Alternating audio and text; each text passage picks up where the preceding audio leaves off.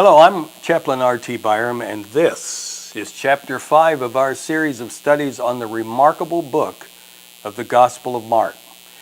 All scripture references are taken from the NIV translation unless otherwise noted, and all the bold or emphasized emphasis are on mine.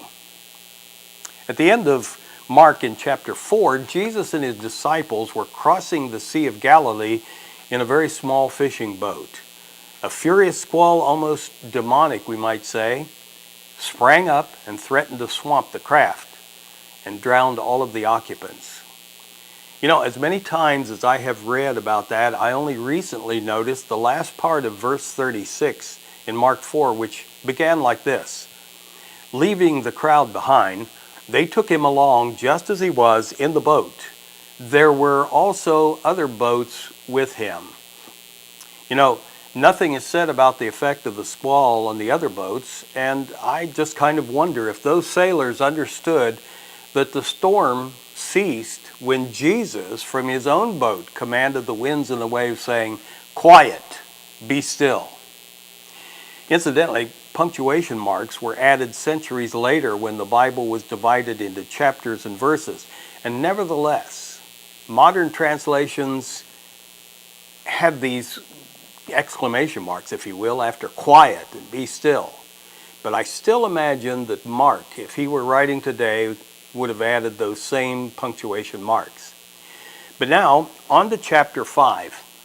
After the storm, Jesus and his disciples sailed about 15 miles to Gergesenes, an area that was just at the southeastern part of the sea and is now called the nation of Jordan. In this amazing chapter, we'll discover three people being held captive. One by demons, one by disease, and one by death. And we're going to begin this continuing story in Mark 5, verse 1. They went across the lake to the region of Gergesenes. When Jesus got out of the boat, a man with an impure spirit came out from the tombs to meet him. This was a region of 10 Gentile cities known as Decapolis. Pictures of the tombs seems to show a cliff on the shore of Galilee with hundreds of caves that they used as tombs. And some were even equipped with circular stones that could be rolled in front of the opening to seal it, like the one at the garden tomb of Jesus. You know, the sight and the odor of bodies stored there make the account of people living in the tombs even more horrible. As one who was demon-possessed, none of that made any difference to that man who met Jesus. Look at verse 3. This man lived in the tombs, and no one could bind him anymore, not even with a chain, for he had often been chained hand and foot. But he tore the chains apart and broke the irons on his feet, and no one was strong enough to subdue him. Night and day among the tombs and in the hills, he would cry out and cut himself with stones. No sooner stepping on land than Jesus encounters yet another demon-possessed man. Although he's not mentioned by Mark, according to Matthew 8, verse 28, there were two demonic men coming from the tombs. Just consider the strength it took to not only tear apart chains, but to even break the iron cuffs binding the feet. This is indeed beyond the power of a human, but not beyond the power of a demon. And it helps to understand how the demon was able to batter the 7 sons of the Jewish high priest when they attempted to cast it out.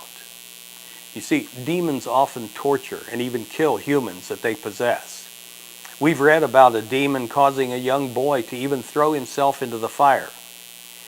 Years ago, when I produced a series of TV programs in California, I interviewed a man named Herschel Smith.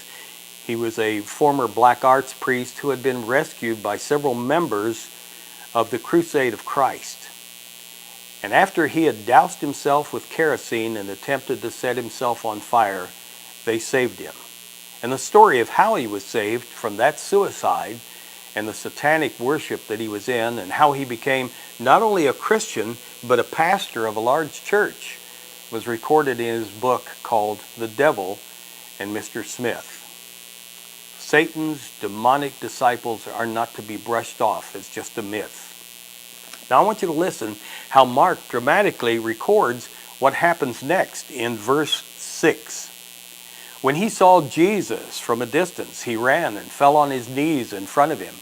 He shouted at the top of his voice, "What do you want with me, Jesus, Son of Most High God? In God's name, don't torture me."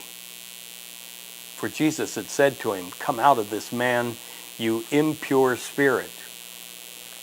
It's obvious that the man had no idea who Jesus was, but the impure spirit knew the Son of God immediately, and he voiced fear, knowing the coming judgment to be faced by him and all the demons. Listen as Jesus responds to this demon in verse 9. Then Jesus asked him, "What is your name?" "My name is Legion," he replied, "for we are many." And he begged Jesus again and again not to send him out of the area. The power of Jesus is overwhelming to fallen angel spirits. Again and again, Legion begged not to be sent out of the area. And by the way, did you notice how the pronouns changed in that verse from "my name" to "we are many"? Jesus was begged not to send them out of the area. So the obvious conclusion is that it was a place all around there heavily occupied by demonic spirits. But were they in Jewish territory to begin with? Look at verse 11. A large herd of pigs was feeding on the nearby hillside. The demons begged Jesus, "Send us among the pigs. Allow us to go into them." He gave them permission, and the impure spirits came out and went into the pigs. The herd, about 2,000 in number, rushed down the steep bank into the lake and were drowned. You know, given the Mosaic law, it's doubtful that Jesus would be among Jews raising herds of pigs. Also notice that the demons named Legion in that one man went into 2,000 pigs. Think about that. Possessed by 2,000 demons. Look at verse 14. Those tending the pigs ran off and reported this in the town and the countryside, and the people went out to see what had happened. And when they came to Jesus, they saw the man who had been possessed by the legion of demons sitting there, dressed and in his right mind, and they were afraid. Those who had seen it told the people what had happened to the demon-possessed man, and they told about the pigs as well. Then the men began to plead with Jesus to leave their region. People are strange. In Matthew 8, it records that the man or men who lived in the tombs were so extremely violent that no one dared pass that way. And so we're told that the demon-possessed man was apparently well known for his appearance and his actions in that area. And the change in him must have been beyond dramatic. And yet, they feared Jesus even more because he only spoke to the demon and did what many strong men had been unable to do physically. The loss of the pigs, I'm sure, was a major factor in them wanting Jesus to leave the region. Look at verse 18. As Jesus was getting into the boat, the men who had been demon-possessed wanted to go with him. But Jesus did not let them. He said, "Go home to your own people and tell them how much the Lord has done for you and how he has had mercy on you." And so the men went away and began to tell in Decapolis how much Jesus had done for them. And all the people were amazed.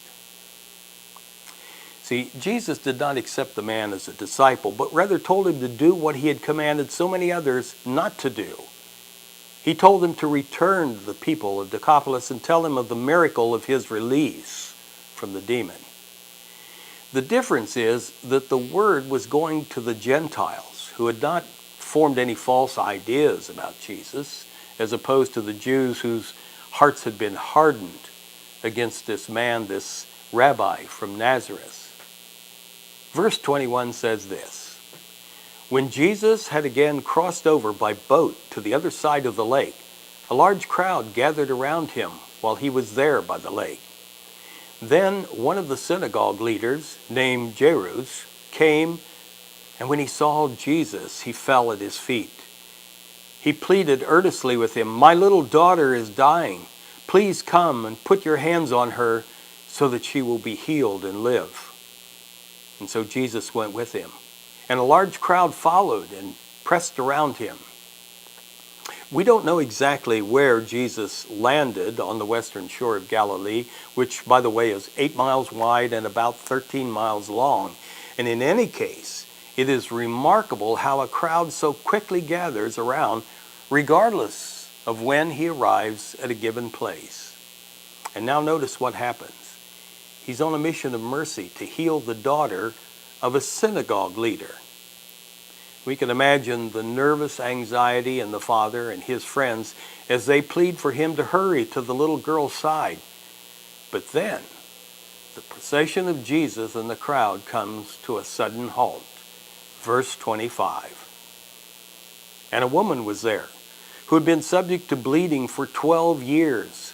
She had suffered a great deal under the care of many doctors and had spent all she had. Yet instead of getting better, she grew worse. You know, there's a number of commentaries on this passage. The woman apparently suffered from continuous feminine bleeding and was anemic and probably very weak. And having exhausted her savings on the treatments available in those days, she was desperate and possibly even dying. Verse 27 says this: when she heard about Jesus, she came up behind him in the crowd and touched his cloak. And that was because she thought, if I just touch his clothes, I will be healed. And immediately her bleeding stopped, and she felt in her body that she was freed from her suffering. Why would she have thought about touching his clothes? When we cover Mark 6:56 next time, we'll discover that as many as even touched the tassel of his robe, they were made well. And we'll learn more about that when we reach the scripture at a later time. But look how Mark describes what happens next in verse 30. At once, Jesus realized that power had gone out from him. He turned around in the crowd and asked, "Who touched my clothes?" "You see the people crowded against you," his disciples answered, and yet you can ask, "Who touched me?" But Jesus kept looking around to see who had done it. Now here's an important point. Jesus was not concerned about losing power. He was infinite, and yet he wanted to know the person who touched him. And this shows the compassion that he had for those who were healed by his very presence. He wanted to have personal eye-to-eye contact with her. The lesson for us is that it's not enough to only witness to someone without following up with proof that we really care for that person's path to salvation. Verse 33, then the woman, knowing what happened to her, came and fell at his feet, and trembling with fear told him the whole truth. He said to her, "Daughter, your faith has healed you. Go in peace and be freed from your suffering." You know, it seems strange that the woman was frightened at being discovered by Jesus, who touched him, until we recall that traditional beliefs in that day declared that even coming in contact with a dead or a diseased body made a person unclean. Her fear was that she may have rendered Jesus unclean by her actions, but her compassionate healer was not under that law. Notice that Jesus made clear that her healing took place because she had faith that he was able to free her from her suffering. Jesus already knew that she had received healing and could have walked on to Jairus' home, but he confirmed the woman's faith and sent her home in peace and free from suffering. But then you say, what about the little girl who was dying? Verse 35 says this: while Jesus was speaking, some people came from the house of Jairus, the synagogue leader. "Your daughter is dead," they said. "Why bother the teacher anymore?" Overhearing what they said, Jesus told them, "Don't be afraid, just believe." Well, you can imagine the shock and despair that the news would have been to the father of the little girl. Would he have been angry at the delay caused by the woman just healed?